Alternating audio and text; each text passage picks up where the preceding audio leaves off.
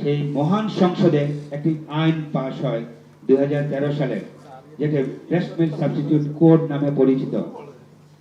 এই কোডে সম্পূর্ণরূপে বলে দেয়া আছে, যদি কোনো হেলথ কেয়ার প্রোভাইডার, সেটা যিনি হন না কেন, উনি ডাক্তার, সিস্টার, নার্স বা অন্য কোনো হেলথ কেয়ার প্রোভাইডার অথবা কোনো প্রতিনিধি, কোনো দুধ কোম্পানির প্রতিনিধি, কেউ বা তারা যদি দুধ লেখে বা দুধ দিতে উদ্বুদ্ধ করে, তার শাস্তির বিধান রয়েছে। প্রথমবারে অপরাধ করলে তার 5 লক্ষ টাকা জরিমানা বা 3 বছরের জেল। দ্বিতীয়বারে অপরাধ করলে তার দ্বিগুণ শাস্তি। কোন শিশু যদি এই বুকুটুকে অসুস্থ হন অথবা মারা যান, সংসদে পাশ করা আইনে বলা আছে তার 10 বছরের জেল অথবা 50 লক্ষ টাকা জরিমানা। আমার বাংলাদেশে অনেক আইন আছে, কিন্তু আইনের পর আসলে পাওয়া খুব মুশকিল। দেখেন, এই আইনে কোনো প্রচার নাই।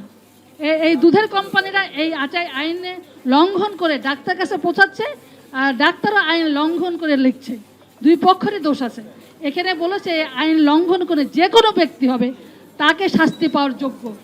সে দুধের কোম্পানি হোক, সাধারণ লোক হোক, ডাক্তার হোক, সিস্টার হোক, কে আইনে ঊর্ধ্বে না। নবজাতক বাচ্চা সাধারণত একটু ডায়রিয়া হয়, পাতলা পায়খানা হয়, এবং এটা নিয়ে মা খুব ওরিড থাকে, আত্মীয়স্বজন খুব চিন্তিত থাকে যে বাচ্চা ডায়রিয়া হচ্ছে। হ্যাঁ, এবং তারা মনে করে যে মায়ের দুধ খাওয়াচ্ছে সেই জন্য বাচ্চা ডায়রিয়া হচ্ছে। আমরা জানি যে একটা নবজাতক বাচ্চা যখন মায়ের দুধ খায়, সেই বাচ্চা ইভেন 5 বার 6 বার একটু নরম পায়খানা, even the breast feed baby May pass স্টুল 24 Times in 24 hours. 24 ঘন্টায় 24 বার পায়খানা করতে পারে, একটু সবুজ সবুজ পায়খানা। এবং তারা মনে করে, আত্মীয় স্বজন মা মনে করে যে এটা তো ডায়রিয়া হচ্ছে, এবং তারা করে কি বুকের দুধটা বন্ধ করে দিয়ে কোটার দুধ খাওয়ানো শুরু করে। ছাগলের দুধ খাওয়ায়, গরুর দুধ পাতলা করে খাওয়ায়, কোটা দুধ খাওয়ায়।